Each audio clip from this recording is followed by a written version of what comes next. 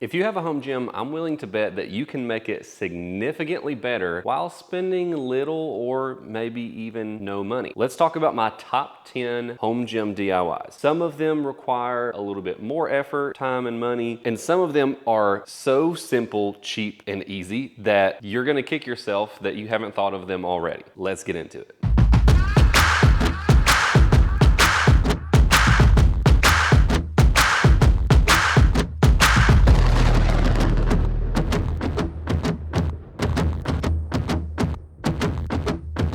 Kicking things off with a bang, we have my most popular DIY of all time and one of my first videos on the channel that actually got a lot of views back in 2020. We have the DIY cable. We have a couple of different versions here. We have this guy that I'll talk about here in just a second, but this one is literally as simple as you can possibly make. All we did was get a screw hook, a pulley, a little bit of cable, and these couple of eyelets here, and that's it. This was like maybe 15 bucks worth, 20 bucks worth of hardware, plus another 20 bucks for the gym pin, and then you have yourself a pulley. Pro tip on this one, before screwing a screw hook into your joist, make sure to drill a pilot hole so you don't split your joist. We made this one at the beginning of the 2020 shutdowns, and we didn't really have the money to afford a lat pull down or a functional trainer or any sort of cable, and so that's why this little $40 baby right here was created. And then this was the only cable that we had for a little while. We eventually went to this guy right here, which is a little bit better, and we actually have this attached to the girders of the house, so it's nice and stable. And then with this one, there's a few upgrades to this. This one is a lat pull down, and you see we have a low pulley down there, so we have the low row as well. And then this way, it separates you from the weight a little bit, so you're not in danger of hitting yourself with the weights. And you can roll yourself in here for some nice lat pull downs.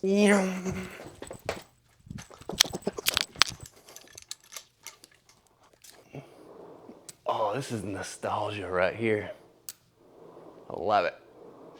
And I also have two other variations of this that I show in that video. That video is linked down below, as well as up in the cards here. And as a quick note, I do have videos on most of these DIYs, so make sure to check out the pinned comment as well as the card in the corner if you want to learn more about how to make these. Then you just clip the bottom pulley on there, and then you have your low pulley, so you can do your bicep work, you can do your low rows, all that good stuff. And since this is clamped onto support post, again, you don't have to worry about this bad boy going in. Next up, we have something to attach to that cable system. We have a cable belt squat. And with this system, it's actually really simple. It was probably one of the more involved DIYs that I've done, but it's just made of a sheet of plywood. Actually, it was a couple scrap sheets of plywood that I had, and some 2x4s that were laying around, and some screws, and that was it. And then I have a nice big platform. You can make it as big or compact as you'd like. And then for mine, since I, at the time anyway, was using it to squat quite heavily, I made a little shelf in the back so that I could put some heavy dumbbells on there to weight the platform down a little bit more, since the cable is being pulled forward, and that way it doesn't scoot the entire platform forward as I'm squatting heavier weight. And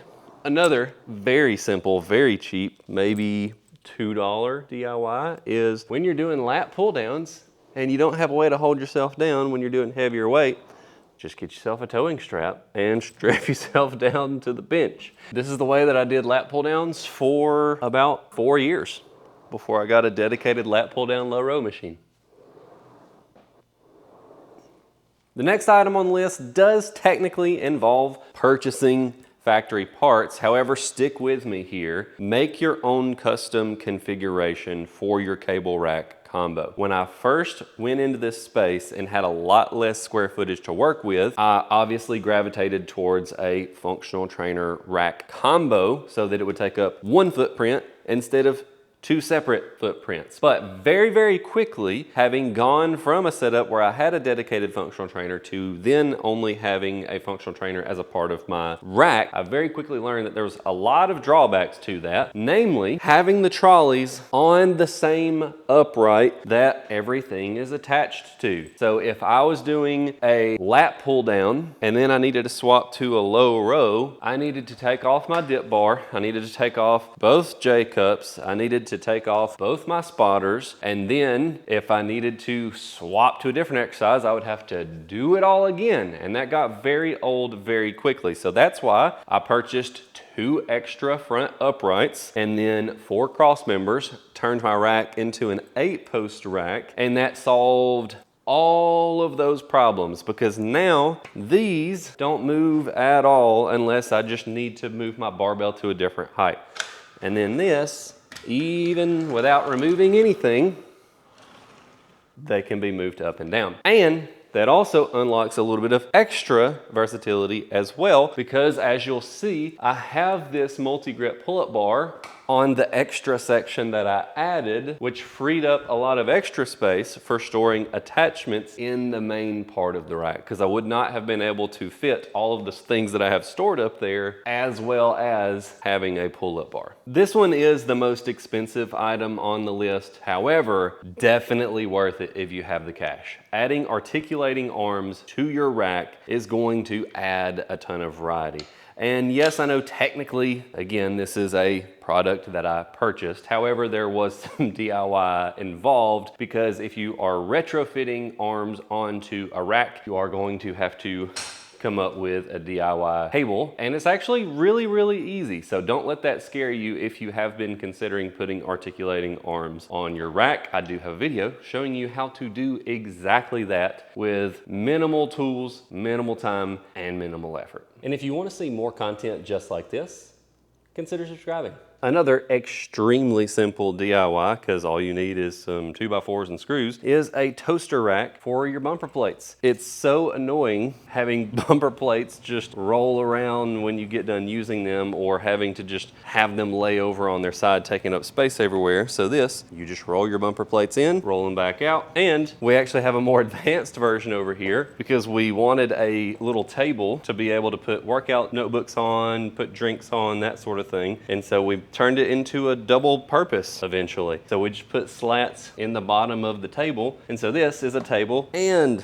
a toaster rack. Next up, we have a DIY seal row bench. Funny story in a second about why I'm not demonstrating this for you. But this was a lot simpler of a DIY than it looked because, again, just some 2x4s. I got some little 90-degree brackets for these so that when you slot it into the rack, it holds on and can't slide out of place. Then I just bought some regular rolled foam off of Amazon and some boat vinyl and used a staple gun and have a wood backing in there, a little piece of plywood, wrap it around, staple it down, and then I screwed it down to here. Bing, bang, boom, easy peasy. And I decided to add a nifty little feature to this one because normally when you're doing seal rows on most benches, you're just kind of smashing your face down into the bench, which isn't very comfortable. So I made a little face hole. So you put your forehead here, chest is here, then your nose and your mouth are right here. So you can breathe and not smash your nose at the same time. Now I can't demonstrate this for you because I built this for a different rack, and I just now realized that I have had a seal row pad taking up space at my parents' gym for probably a year that doesn't even work with their rack. So that shows you how long it's been since we've actually used this thing, since we have other methods of doing rows now. This one is another example of buying something and using it for a purpose other than what it was intended for. And this one actually did involve a little bit of DIY because they didn't have the cross member size that I needed. I didn't want it to stick too far out into the room. So we had to cut off part of the cross member and then weld the bracket back on. So we made a custom, slightly shorter bracket there. But if you don't know how to do any of that, then it's very simple. You just have to purchase a size that is acceptable for your space and then bracket it to the the wall. And then all you have to do is literally buy 4 lag screws, the appropriate size washers, and then bolt this thing to the wall. And this was intended as a storage upright just to help get some things out of the floor. And you can see that there's stuff hanging off all over it. All of these things were in the floor previously, but it has also become a piece that I actually use to work out with. If you saw my recent video where I did my top 10 favorite pieces of equipment,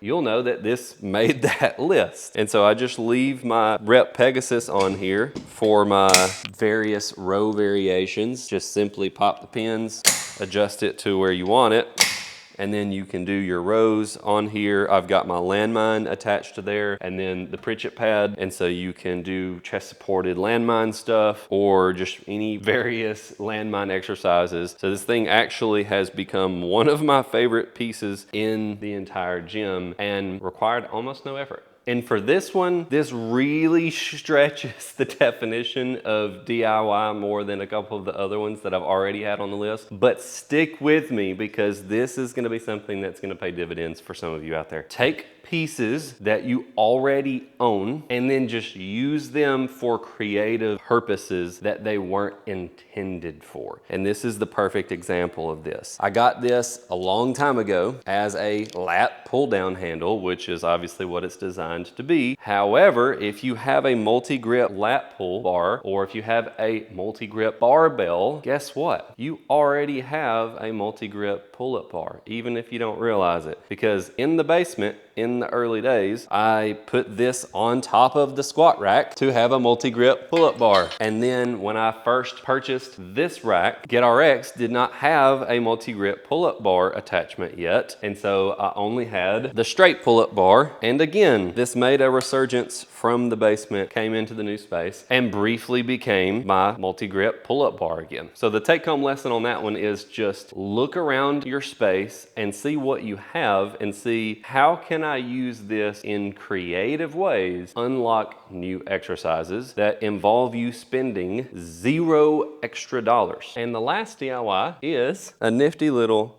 calf block. Another simple DIY, because if it wasn't simple, I wouldn't be able to make it. This one serves a couple of purposes. I made it pretty tall, one, just to make sure you can get a nice deep range of motion with your calves, but then also that allows it to serve a second purpose. So you can take this, slide it up against this little pole here, or if you have a cable system that's attached to the wall, you can attach it to the wall, and then your bar on. And because it has a tall wall, you can actually use it as your foot plate for your low rows.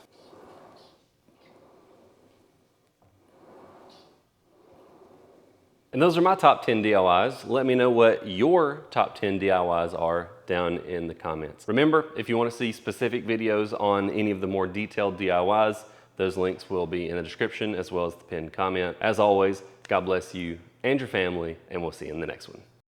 Don't stop. I'll tell you when to stop. Die.